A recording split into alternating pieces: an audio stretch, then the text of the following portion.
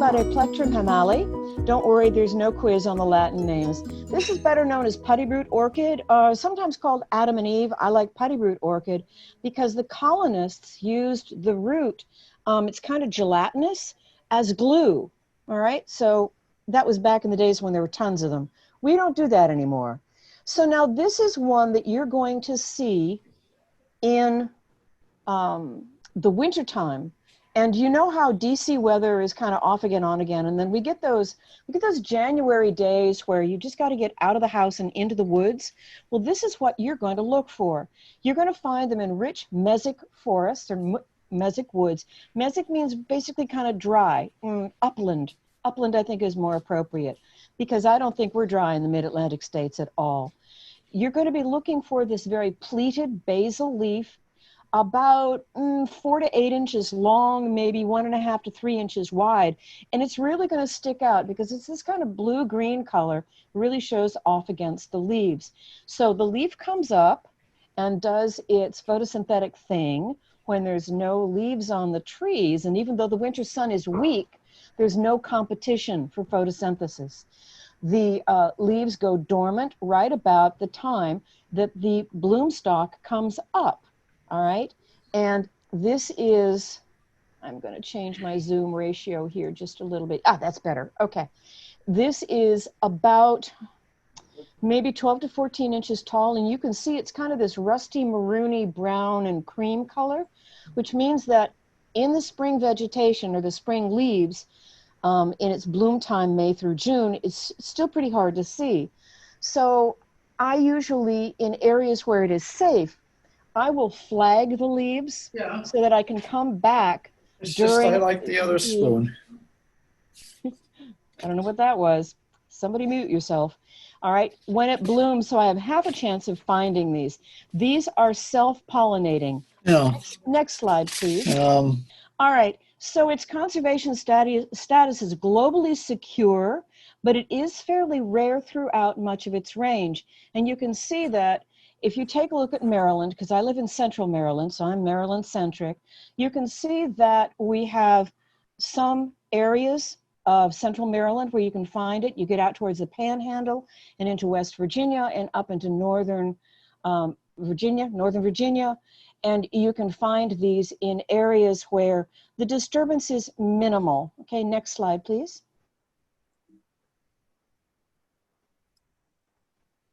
All right, so here's a better patch. I've now stepped away and you can see kind of how it grows in loose colonies. So now this is actually being propagated by seed from some specialty nurseries. So you can get it if you think that you have the right habitat. Now keep in mind, guys, orchids, terrestrial orchids in particular, have an extremely tight symbiosis with mycorrhizal fungi or fungi, more than one, fungus or fungi. So even if you can match the soil type, the light, the water, everything, you may or may not have the fungi and be able to transplant this. I do not strongly do not recommend on a whim moving some. If you have some in your backwoods, cherish it.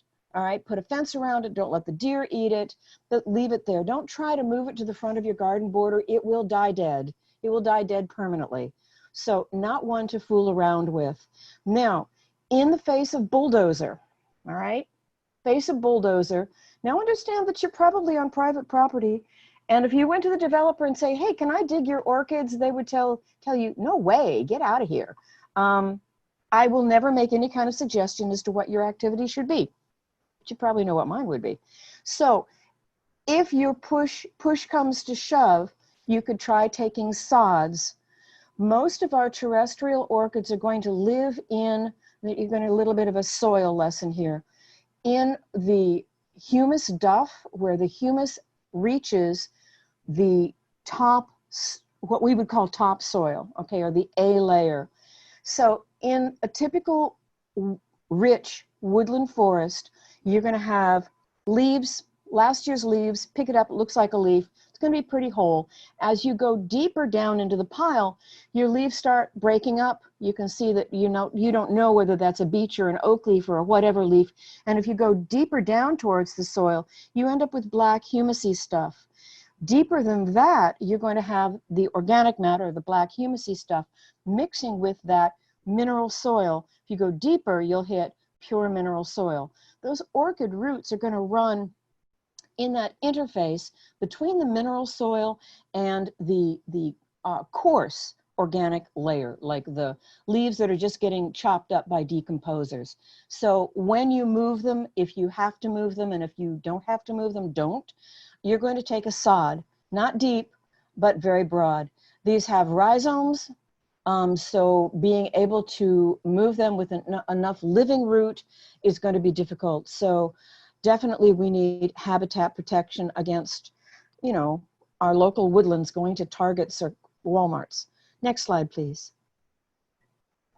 All right.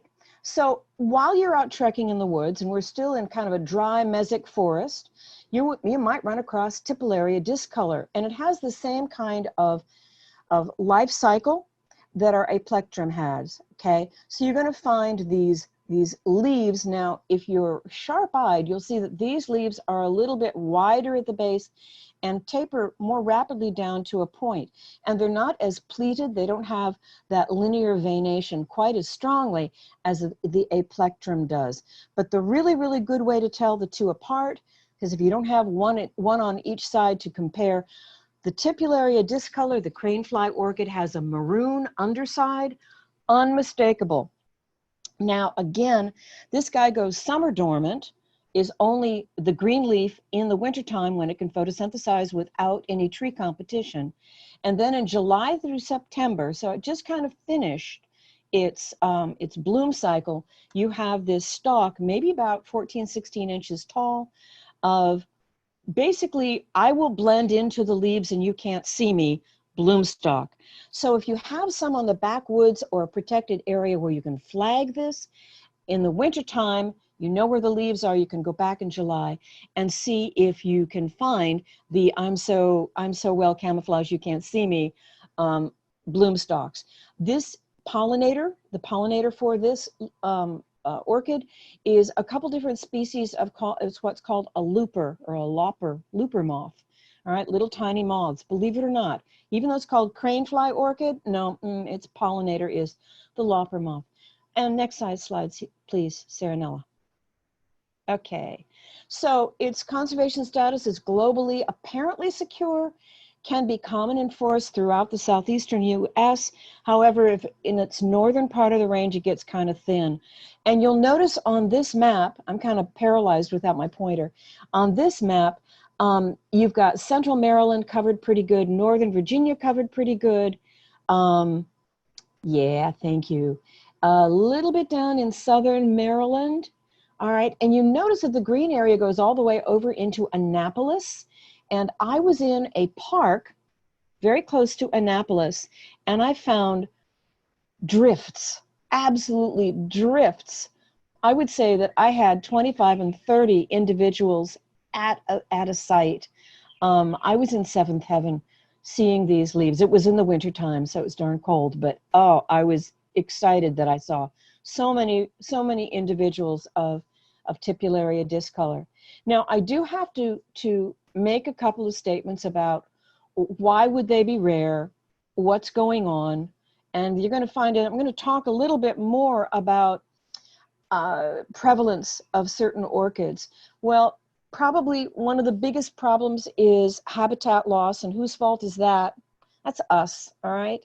We're mowing down stands of native orchids to make housing developments and shopping centers and whatnot, our urban sprawl.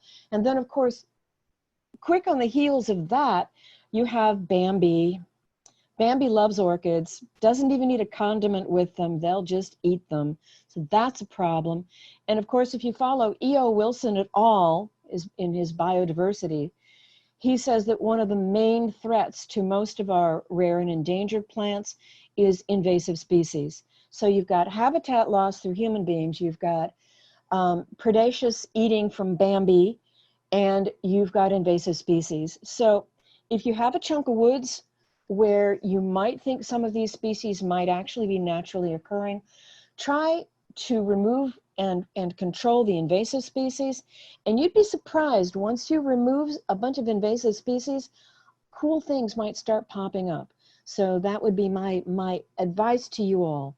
Can I have the next slide, please, Saranella? All right, so here you get to see the purple underside, and that's going to be the do I have putty root or do I have cranefly orchid? That's going to really sink it in. You can see that the leaf shape and the leaf color is a little bit different. It still has that parallel veination, but a little bit different tipularia to a plectrum. The flowers are seriously camouflage me, really, really hard to see. And yes, I have photographed them, and sometimes it takes several of us knowing that it's in the site to actually find it.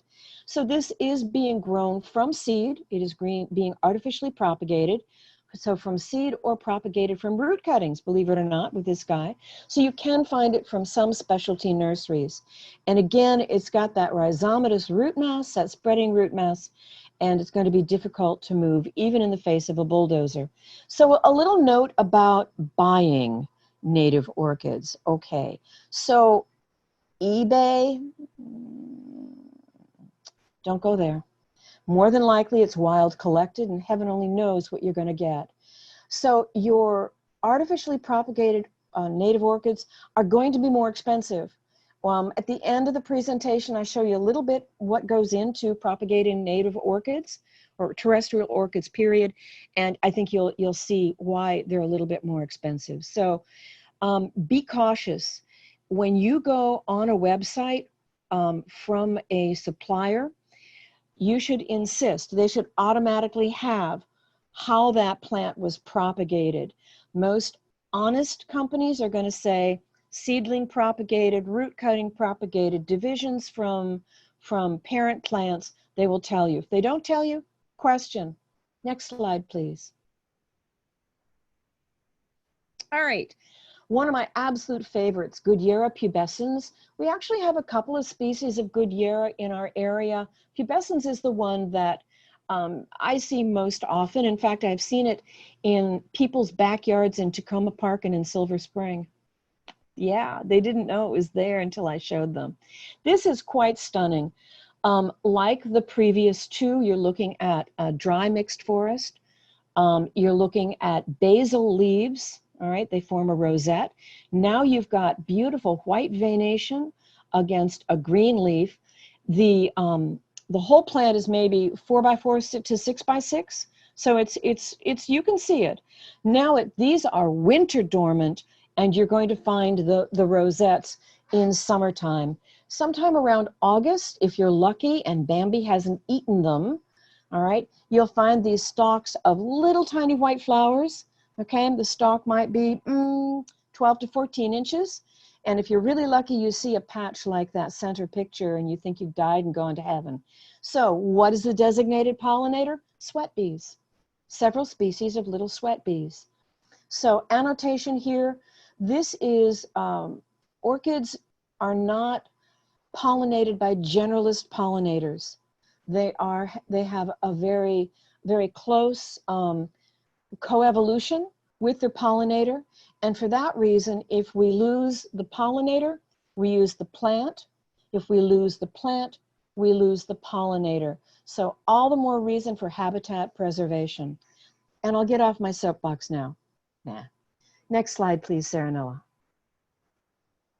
All right, conservation status, globally secure, but maybe rare in southern states. So now this guy is kind of range goes more towards the north. You can see Northern Virginia and Maryland is well covered, Delaware into New Jersey, southern Pennsylvania, and well into West Virginia. So I promised you an hour's drive.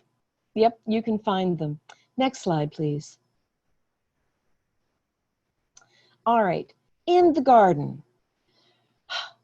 This plant can be found in many retail nurseries, and you can buy it without guilt. It's being artificially propagated. I think they can actually mariclone this. It can be grown easily from seed. Professionally, it's a little difficult for you and me to grow. It also can be transplanted successfully, but again, in the face of bulldozer. If you have a natural area where this is proliferating, I suggest that you cage it so that Bambi can't get at it. You can let those flower stalks grow, because that's really what Bambi likes to eat. The deer love the flower stalks. And that way you'll have some pollination going on, because the sweat bee species are pretty common, and that's the best way to get it to proliferate in situ. Now, a note, it can be transplanted successfully, such as in the face of a bulldozer, again, but note that it's usually found on the north side of a slope where the leaves blow off of the crown. So during the winter, the crown is not going to want to be choked up with mulch. That's not going to work for them. They'll rot out. So the north side of a slope where usually the leaves blow away in the wintertime. Okay, next slide, please. All right, still sticking with our rich mesic forest, Galliera spectabilis, say that 10 times. All right, our showy orchid. This thing is gorgeous, absolutely gorgeous. Now we're talking about upward facing, glossy, ovate, broad ovate leaves, maybe up to 8 inches long. They're a little glaucous in color, so they're not that deep green, they're a little bit of a blue-green color. It is winter dormant. I see it in bloom usually that window May 1st to Mother's Day, and that's when I usually find them. But further north, it'll be more towards June, or higher altitudes, it'll be more towards June. So now the pollinator is several different kinds of queen bumblebees. So I don't know if you know anything about bumblebees, but the queen overwinters kind of sheltered down in probably leaves and stuff. And when she wakes up in the spring, she's hungry. She hasn't had any coffee. She's in a serious bad mood, all right? Needless to say. And these orchids are in bloom, and there's a couple others that the queen bumblebee pollinate. This one actually accommodates the bumblebee quite nicely. You can see how you've got a hood and then you've got a labellum, and she can stick her fat body right in there towards that black spot. Now, this is where the grumpy part comes in. There's no nectar reward. So she's going to be attracted to this because she's grumpy. She's hungry. She's just awakened from her form of hibernation. She wants food. So she will usually go to quite a few of these before she finally figures out she's not getting her reward, and she moves on. But the pollinator is several different kinds of queen bumblebees. I thought you'd enjoy that. Next slide, please. All right, so conservation status, globally secure, although it is rare in the northern end of its range, New England states, and it is considered vulnerable in other areas. So central Maryland is covered pretty good, northern Virginia covered pretty good. As we get out to Garrett County in the panhandle of Maryland, you can see it doesn't particularly like the mountainous areas so much, and not into the West Virginia until you get down more into lowlands. A little bit in Delaware, again in New Jersey, and in southern Pennsylvania. So trekking is usually pretty good for these. Again, if you have a patch in your conservation area, the deer love to eat this. I mean, they will eat it down to nothing. So you want to cage them. And I usually recommend galvanized stalk fencing in a circle, maybe 3 to 4 feet in diameter, and about 5.5 feet tall. And then stake it in with rebar or metal fencing posts so that they can't be pushed over. And that way you can protect them. Next slide, please. All right. Now, these come in white. So you can see that they're bicolored. The labellum, the lip, the downward facing part is white. And then the petals and sepals are that pretty lavender color. But occasionally we find a pure white one, which is always a fun find. So they do occur in nature. And again, these are one that they do not transplant. They just don't. Their symbiosis with their microecology is just too tight. You can't move them. If you have to transplant them, they're usually very, very short-lived. They also are not taking well to any form of artificial propagation. So we're not finding these even in the specialty market trade. So not commonly found for sale, don't transplant well. So again, we have to rely on protecting them from predation against deer and protecting the habitat. These can be abundant in certain areas for trekking. I think I can tell a location without, because it's so big. I like to go to the G. Richard Thompson Wildlife Management Area near Linden, Virginia, and you'll see a lot of these. But there are several nice areas in state parks in Maryland as well. So you can find them trekking, but don't dig them, don't pick them. Next slide, please. Okay, so I'm going to switch from mesic forests, and we're going to put on our hip boots, and we're going to go into bogs and wet meadows. But before we do that, does anybody have any questions? There was, sorry, Carol, there was one comment earlier from Skip that said there was a nice patch, but I forget which orchid you were showing at the time. You said there was a nice patch on the left side of the C&O Canal as you walk from Carter Rock to Widewater upriver. But I think that was very early on in the presentation. So it was probably a plectrum or tipularia. We have a lot of patches of tipularia around here. I think because it's most showy in the wintertime, you don't have people hassling with it, all right? Mm-hmm. You don't have people fooling with it. So yeah, there are good patches around, and if you like that nice day in January when you have to get out of the house, that's when you want to go look for them. All right, thank you very much. Carol? Yeah. It was, I took notes because I want to go see it. It was the putty root orchid. Yeah, buckram, something, okay. I can't read my handwriting. Okay, Stephanie, thank you. All right. Actually, Carol, sorry, Mary Beth then just wrote, do you ever go trekking trips in real life? Do you ever do trekking trips in real life? I haven't done trekking trips in years. Usually I just go with one or two buddies. Most of the places that I go looking for wild orchids, and I do it on a regular basis, it's like annually, I have my places that I go. They're not set up for people. You know, they're just groups who would just trample everything.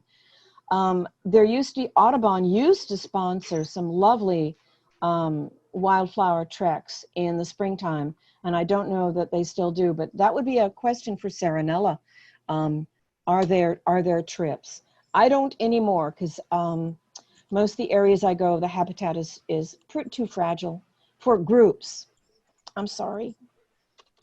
All right, I'm going to put on my hip boots, and I'm going to go to bogs and wet meadows. So if you've ever been in a bog or a wet meadow, it's, got it, Bev, thank you.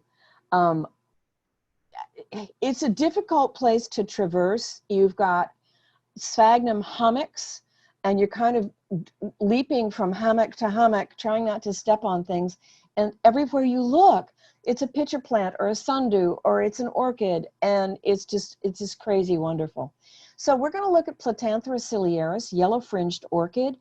And these guys you probably are not going to see until they are in bloom. So your plant height can get over 1 meter tall, although usually I see them about 2 feet. And they are yellow-orange. There is absolutely no question when you look at those as to what you're looking at. They are winter dormant. They're a summer treat. So you're going to go in that wet meadow and bog when the ticks and the mosquitoes are just at their peak, June through August, and having a good time. What you're going to see, though, is memorable, because the designated pollinator for these guys are some of our favorite big butterflies, monarchs and swallowtails, and a lot of other butterflies will feed on these orchids. Next slide, please. All right. Conservation status, you can see, having looked at some of the maps previously, we don't have as many at green areas, and it's downright rare in the western edge of its range. Locally, you can find them in central Maryland a little bit in northern Virginia, Delaware, New Jersey. Pine Barrens is a pretty good place to look, and Pennsylvania. I'm going to talk about 2 more Platanthera, and all of them suffer greatly from deer predation. So this is a place, if you know that it's there, you've got to corral them with fencing to keep them from getting eaten by the deer. Next slide, please. All right, so now, woohoo, these are being artificially propagated. And now I can honestly say that look to your carnivorous plant growers, all right? They are propagating the Platantheras, and these guys, when they're artificially propagated, not transplanted, they're not going to live long. But if you create a home bog, this is one that you can actually buy from, artificially propagated from a supplier, and plant it with your pitcher plants, and there are some other orchids that will grow nicely in a home bog. But the transplanted orchids, again, site differences. If you think you've got a wet meadow that it can go into, you may not have the appropriate microbial association. Next slide, please. Okay, lesser purple fringed orchid. Now we have a greater purple fringed orchid and a lesser purple fringed orchid. Yeah, and unless you're really, really good at telling them apart, you're just happy to see a purple fringed orchid in the wild. I have seen both of them, and I know the differences, and my heart just beats faster. You can see that they're this lovely pink. They get almost to a meter high, about 2.5 feet high. Their bloom time is July through August. Their pollinators are hummingbird moths, swallowtail butterflies, and a host of others. You can find an alba form, a pure white form that is naturally occurring.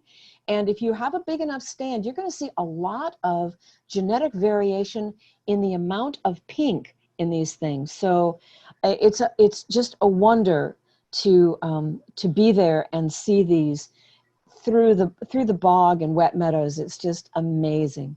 Next slide, please.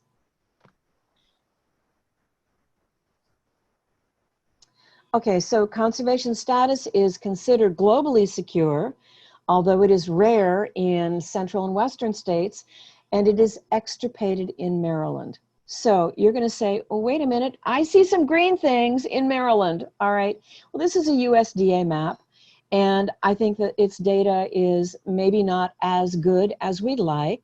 The best place to see where these plants might be found is the Maryland Biodiversity Project. So if you think you've seen one or the other, check with the Maryland Biodiversity Project, because you may be seeing the one that means it's back in Maryland.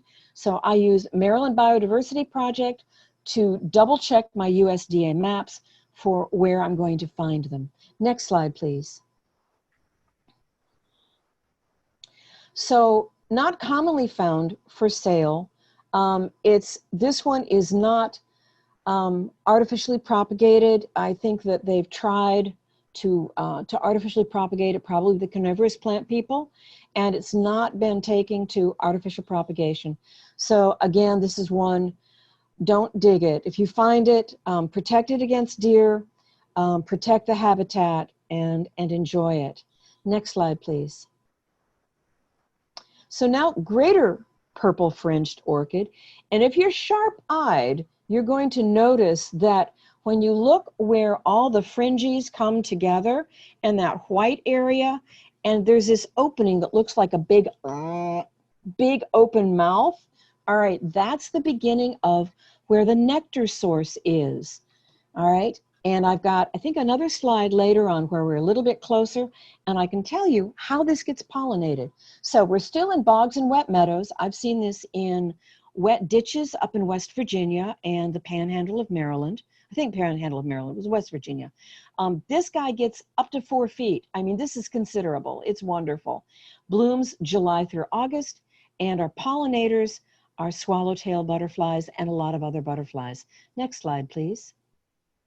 Conservation is globally secure, but still considered rare or extirpated in several of the mid-Atlantic states. And you can see the mid-Atlantic states, it's really kind of naked in there. So we have to go, I was up in here, all right, in West Virginia in Garrett County, and this is where I saw them. Next slide, please. So let's talk about, see, here's that gaping mouth. That's the opening of the nectary. So this plant has a nectar reward for those butterflies. And it takes a butterfly with a long proboscis to actually get the reward. See these little dark purple things? Saranella, can you see my arrow? My cursor? Is that coming through? Maybe not. All right. So see, yeah, there we go.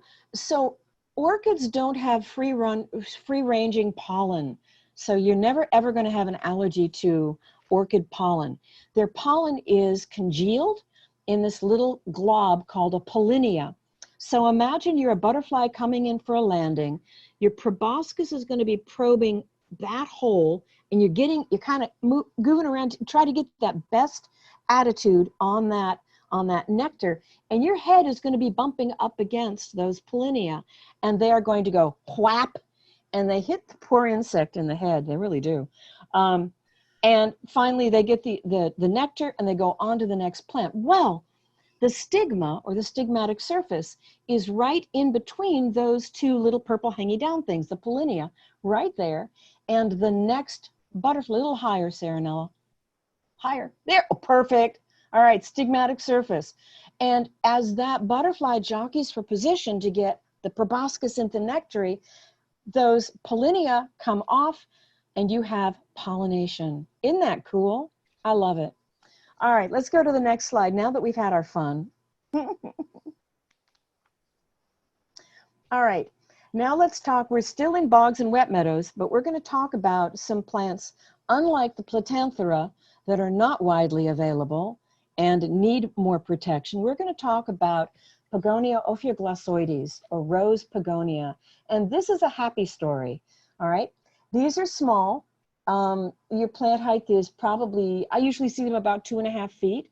And you can see that little flower looks like an orchid. You go, yeah, that could be a little Cattleya or something, all right? Blooms May through August. It has a slender stem with a couple, or usually one, small grassy leaf. So if it's not in bloom, you're not going to see it because it's going to grow in association with the bog grasses. All right. Pollinator is several species of bumblebees. And next slide, please. And you can see, although it may be globally secure, it is rare and vulnerable throughout much of its range. So you can see in Maryland and Northern Virginia, West Virginia's got a couple of patches. Southern Maryland has some patches. Over on the shore, we have a couple of small patches, Delaware and into New Jersey. Next slide, please. Oh, this is easy to grow in the home bog orchid, or home bog garden. Thank heavens. So when carnivorous plant growers, and these people are serious conservationists, when they rescue pitcher plants in the face of a swamp or a wetland being drained, they will take a sod, and in that sod will be rose pogonia. Well, it also grows pretty easily from seed. I mean, easily said in quotes because we're talking about orchids here. So you can get artificially propagated rose pogonia, which you can grow in the home bog garden right next to your native pitcher plants. And I'm going to say that it's probably easily moved if it's threatened. So this is one you can do in the home garden. Full sun bog garden with your pitcher plants, and it will thrive. Next slide, please. All right, now we again, kind of the same foliage that you would have with the rose pogonia. You've got grass-like single leaf. Your plants, 24 inches maybe, May through August. And bees are the ones that pollinate this. Next slide, please. All right, conservation status, globally secure, widespread, frequent through much of its range. All right, northern edge of its range, it's a little not as common. And you can see in Maryland and Northern Virginia and West Virginia, not as common. You get out towards the shore, Delaware and like the Pine Barrens, you'll find them a little bit in Southern Maryland, but they're more, you're going to find them more on the shore in our area. Next slide, please. Okay, so I told you how the greater fringed orchid, all right, is purple fringed orchid is pollinated. This one pollinates by deception. And a lot of orchids pollinate by deception. They're conniving little critters, all right? By the way, this is easy to grow in the home bog. It is artificially propagated. You can get it from carnivorous plant growers, all right? And it's probably easily moved. But let me explain what we have going on here. So I have mentioned the labellum, the lip on an orchid. And if I had an orchid here, I could show you easily. This plant is a non-recuperant. So the labellum is up top. So Serenella, right, can you see where that fuzzy white stuff is right there? Come down, down, down, down, down, down, more down. You could do that one, but I like this one better. To your left. Yep, okay. See the fuzzy white stuff there? And if you look really closely, it's got a little yellow base, and it's sticking up there looking like, you know, looking like anthers. Like pollen is there because it's yellow. And this bee goes, yummy, yummy, yummy, I've got food. And they fly into that fuzzy stuff thinking, oh, those are anthers and somewhere around here there is pollen. But fool him, because this whole apparatus, the whole labellum, from the tippy top of the purple part all the way down to where the darker purple part is hinged. And when he lands on what looks like stamens, his weight pulls the whole thing over and he is slapped into the lower part down here. So Serenella, look, go to the white part down below. More, more, more. There, okay? That's where the stigmatic surface is. And he gets whapped into where the pollinia and the stigmatic surface. And of course, he's going, what happened to me? All right? And while he's kind of writhing around and trying to get his bearings again, the pollinia end up sticking to his head. Well, bees have very small brains. And he's going to go to another orchid, and he's going to be fooled and say, oh, look at those white stamens and that yellow stuff. I bet it's pollen. He tries it again with another calopogon, gets whapped back down into the stigmatic surface, loses his little headgear of pollinia, and you have pollination. So sneaky, devious plant. I love them. Next slide, please. All right, this is blooming right now. All right, its bloom time is late summer to early fall, and we have our hip waders on. This time, this plant has about 1 to 5 leaves, basal leaves, kind of grass-like, and then the inflorescence rises up sometimes to 24 inches. Usually I see it about 12 to 18. They're pollinated by several species of bumblebee. Next slide, please. And we've got some pretty good coverage here. You can see central Maryland, Maryland up towards the Pennsylvania border into Pennsylvania, Delaware, you've got Eastern Shore, you've got Northern Virginia, you've got Panhandle of West Virginia. So these are considered pretty globally secure. Next slide, please. Okay, so this is common in your better retail nurseries in the perennial department. It is artificially propagated. You can buy this and feel free that you're no guilt on this. It is easily divided or grown from seed. And if you are so lucky to see an area where these are and it is threatened with a bulldozer, they can be successfully moved. These will do okay in a bog, but they kind of like more of a moist garden. So if you've got Lobelia cardinalis blooming well, this would be a good companion plant. Next slide, please.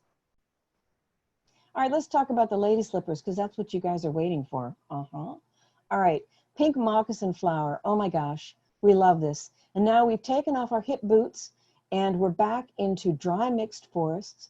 These have very distinctive leaves, and the leaves come up very, very early in the spring, late April, and they're probably still there now, about to disappear in the next like 8 weeks. So you can tell where you've got a patch of these. You can see that it's associated in this picture with ferns and lycopodium. So that's kind of the area. Although I have to tell you, this particular plant is found in a wide range of habitats, everything from under pine trees to hardwood forests. And that's because it has a very tight symbiosis with the mycorrhizal fungi, but it's a little bit indiscriminate as to which mycorrhizal fungi it wants to hang with. So it's actually been found to hang, and Saranella can probably tell you more than I can, of which, I think it's a Basidiomycota that it likes to hang with, but don't quote me on that. Saranella's going to know better. All right, this is winter dormant. I see them in that window between May 1 and May 10, or Mother's Day. And the queen bumblebee, again, is the pollinator. And remember, she's been dormant over winter. She wakes up grumpy and hungry. And there's not much out there for her to be attracted to. So the inside of the slipper has a slit in it. And she thinks, oh, that's where the goodies are going to be. So she gets down in the pouch. The problem there is the only way out is up the back side of the flower, where if, Saranella, can you put your pointer on? See that little, looks like a little mustard seed? And go to the white one. At the top of the flower, you see that little mustard seed-like thing? All right. That is the pollinia. And the way nature put this together is that the insect is supposed to go up the back side of the pouch. They see daylight. Thank you, Saranella, right there. They see daylight, the winter little opening, and they're supposed to come out and pick up the pollinia and then go to the next flower and do it again. But remember I said the queen bumblebee, she wakes up, she doesn't have her coffee, she's really unhappy. So one of the problems with this orchid is low pollination, because the queen bumblebee just chews her way through the side of the pouch. And pollination does not occur. So this is actually a big problem in population maintenance. Next slide, please. All right, so you can see it looks pretty widespread, doesn't it? Yeah. And I'd like to say that its status is globally secure and it is common throughout much of its range, but it has that persistent low reproductive rate. That's why, all right? It has such an incredibly tight symbiosis with its fungus that it can stay dormant and underground. It's been tracked to be underground for as long as 2 decades. Yeah, I said 20 years. Before it gets strong enough, getting its carbon from the fungus to be able to be strong enough and put an above ground structure up and a flower. So it's got a really, really wonderfully strange life cycle. That's why if you go back to a patch and it doesn't bloom this year, and it doesn't bloom this year, and then maybe next year, flowers everywhere. All right, that's why. It'll actually spend part of its life cycle underground, hanging out with the fungi. Next slide, please. All right. So there has been some artificial propagation done on this plant. It's not adapted well to being lived in the ground. So people have been able to do pot culture. You can buy artificially propagated plants. Buyer beware though, if it's inexpensive and it's on eBay, yes, the fungi get carbon. And it's not parasitism, but that's a talk for another time. That's one Saranella and I can play with. So it's probably been wild collected if it's inexpensive. So buyer beware. Even in the face of bulldozers, this does not move well. So all we can do is protect it against deer predation and protect habitat. Next slide, please. So the pink one, that's bad news. We can't really artificially propagate it. It doesn't make it, that transition from artificial propagation into soil is rocky. But when you get into the yellow lady slippers, we have much better luck, skill, flexibility on the plant's part. So Cypripedium parviflorum, variety parviflorum, and there are 3 subspecies. I have seen 2 out of the 3. I feel good. All right, this is lesser yellow lady slipper, and it is characterized by a little bit of a smaller flower, and the sepals and petals are darker maroon. Now we're still in rich mesic forests. you can have, now you've got a different growth pattern too. You've got a stem, and then you've got your veined leaves coming alternately up the stem, terminating in the flower. Up to 30 inches, I usually see them about 24. Bloom time, April through June. I see them again in that window, May 1st to Mother's Day. And the pollinator here is small bees. Next slide, please. Globally secure, common or widespread throughout much of its range. It's limited in its, this subspecies is limited in its distribution to the central mid-Atlantic. So the subspecies break out usually by where in the range that they fall. Next slide, please.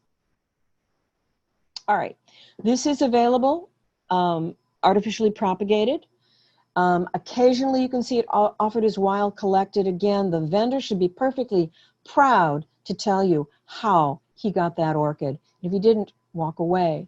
If it's inexpensive, it's probably in wild collected. If you can site it correctly, this plant actually makes a good garden subject. But note here, I say that the soil has to be sufficiently mature. So soils take thousands of years to evolve, and as they evolve, organic matter adding to the mineral component, you've got the microecology working. Now that soil would be ready for a lady slipper orchid. So it's not something that you can add, you know, some leaf grow to your clay soil in the shade and plant these and expect them to live. It takes what I call a mature soil. So that's the downside. But if you have a woodland site, protect it from Bambi, because the deer eat these like they were Godiva. You could buy an artificially propagated plant and have some good luck with it. Next slide, please. So I told you there were a couple of different subspecies. This is Cypripedium parviflorum pubescens. It's the greater yellow lady slipper, and you can see that the petals and the sepals are a lighter color, and if you had them side by each, the pouch is much larger. And again, we're still in rich mesic forests. It's got 5 leaves that march up the stem, again, very distinctively veined. This one gets a little bit taller. I have seen almost to 30 inches. And again, that May window is usually when I see it blooming. And a carpenter bee. So you thought carpenter bees were good for nothing. It's a pollinator of this orchid. Next slide, please. Conservation status, globally secure, but you can see it's not really in southern Maryland or Virginia. It kind of goes a little bit north into central Maryland and northern Maryland, not quite to the panhandle, a little bit in northern Delaware, Pennsylvania, and into West Virginia, where you can find it a little bit more easily.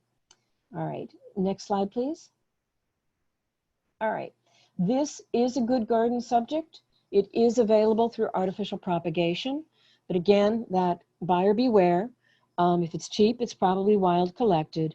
But again, you're going to need that mature soil and proper siting, but a beautiful thing when it blooms. Next slide, please. Cypripedium kentuckiense. Yeah, I know, this is the Kentucky lady slipper. Why am I talking about it? Well, because, all right, no, it's not really found outside of Kentucky and a few parts of Tennessee, but this is a very large slipper orchid. That flower is a handful. It's quite beautiful. Up to about 38 inches tall, blooms April, May here. Looper moth and carpenter bees is its designated pollinator. Next slide, please. Yeah, Kentucky, Tennessee, Atlanta. Why am I talking about it? Next slide, please. Because it's available, artificially propagated, and I find that this, of all of our native orchids on the East Coast, this one usually makes a good garden subject. But you want to buy an artificially propagated plant. You still need to have some good mature soil. Transplanting, we're not going to have the opportunity because we're not even near its habitat, its native habitat, which is diminishing, unfortunately, like a lot of them. But if you see this in the specialty nursery trade and it says artificially propagated and you say, I want to try one, This actually is a pretty good plant. It's a little bit more robust and more capable of being a garden-worthy plant. Next slide, please. All right, Cypripedium reginae. Well, this is showy lady slipper, and this is the one we wish we could have. Next to the pink lady slipper, this is the one everybody goes, ooh, I want that. We're back to bogs and wet meadows. This has the same growth habit as the yellow lady slippers and as the Kentucky lady slipper. It has those big veined leaves that march up the stem. This is a big mama. She can get up to 39 inches, almost a full meter.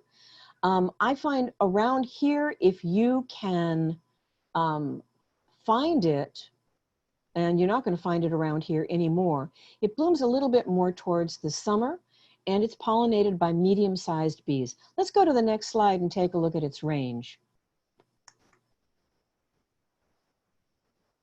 All right, not around here, okay? Definitely up into Michigan and upstate New York, a little bit into Pennsylvania, all right? Its conservation status is globally secure, but it's rare throughout most of its southern range. We did have a patch in Maryland. I'm afraid that an individual has not been found in that patch for a very, very long time, probably close to 20 years. Next slide, please.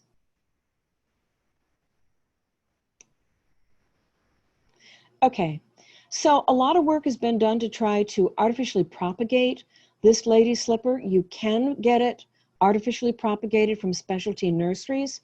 However, buyer beware. It does not like our heat and humidity, and that's why you don't find it happy in the mid-Atlantic states. It prefers a more neutral soil pH, and our mother soil usually errs more towards the decidedly acid. So you'd have to have just the right site with the right everything.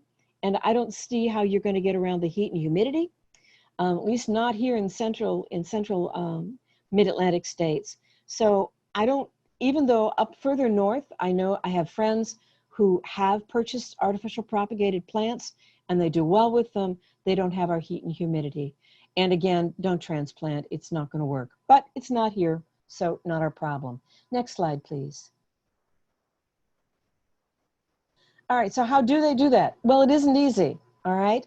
So starting in the upper left-hand corner, that is a miniature negative pressure hood so that air can never be sucked into it, and we have to sterilize the entire inner surface. The seed is like talcum powder, literally, I'm not exaggerating, tiny, tiny.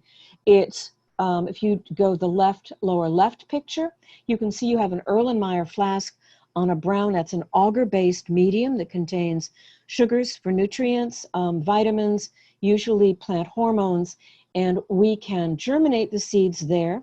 And we get these little zombie plants, those little white zombie plants, those protocorms, and they will mature to a point where we can prick them out and put them into a seedling flat like the center picture and grow them on and grow them on. And from seed to young plants, still 2 to 3 years away from blooming, you're probably talking about anywhere from 3 to 5 years. Yeah, 3 to 5 years. They're difficult to propagate. The potential for contamination, even in a sterile negative pressure hood, is really pretty good. And then you have to get them to transfer from that agar-based nutrient where they've got everything they need to soil, and you'll lose a lot there. Next slide, please. So if you want this kind of look in your garden, we do have suppliers that have hybridized, and these plants have more hybrid vigor. They're going to be a better garden-worthy subject. You certainly don't dig them out of the wild because you're doomed, probably doomed to failure. But we do have sources of supply for hybrid plants, and they are readily available. Next slide, please. All right, Serenella is going to have this, so don't try to copy it real fast. But these locations do have artificially propagated lady slippers and some of the other orchids that we talked about. All right, next slide, please. All right, and some photo acknowledgements because I borrowed heavily. All right, and some source material there, and I'll take some questions. Okay, great. Let's see. Tom had a few questions. He wondered if orchards bloom every year, or will they take a year off if they don't have energy reserves? Maybe. I'm sorry. You know, there's so many different kinds. Definitely the pink lady slipper is infamous for taking time off. So when I go trekking in late April, and that's the first lady slipper that blooms around here is the pink one, I've got my stomping sites, and my buddy and I will go out, and we've been trekking the same area for, oh my gosh, I'd say a decade.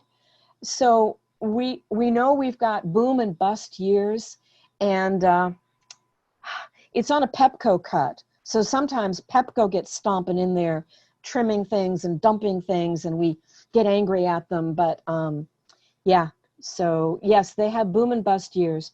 A lot of the other orchids, I would say, are pretty consistent, but weather is always a factor. Some years more, some years less. And he also wondered about, he asked, do the fungi get anything, or is it pure parasitism?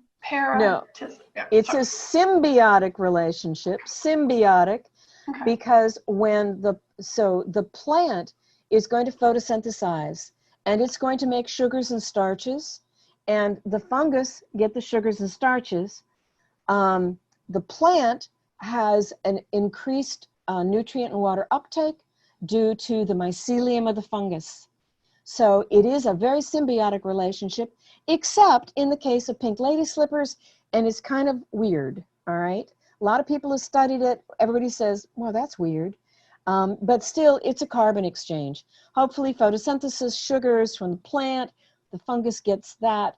But then in the pink lady slippers, they can be sustained for years just on the fungal reserves. So it's not a parasitic relationship. It is symbiotic, but sometimes it's weird.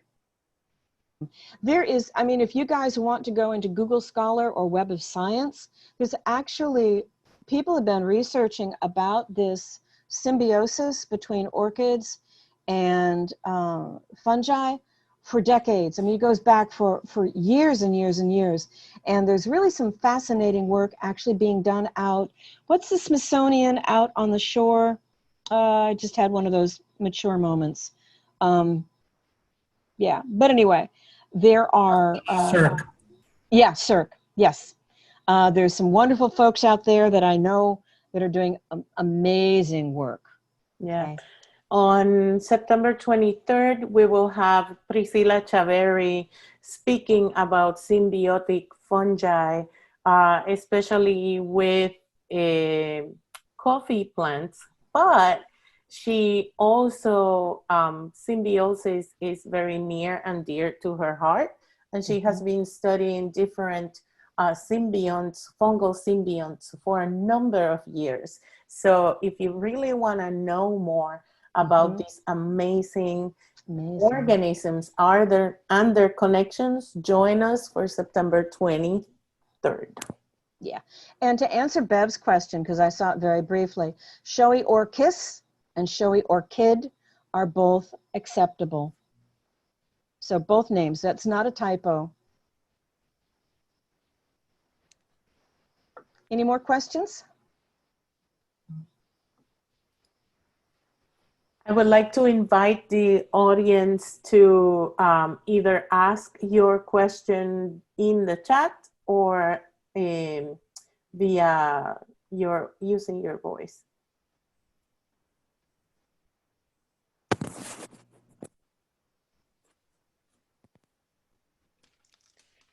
Okay. If that is all, I just want to thank you, Carol. This was wonderful, and loved seeing all the different orchids that are not only close to us, but also available for our gardens. Would the audience like to join me in thanking you as well? Thank you, guys. Wonderful. Thank you very, very much. Thank you. Thank you. Thanks for being a great audience. Thank you.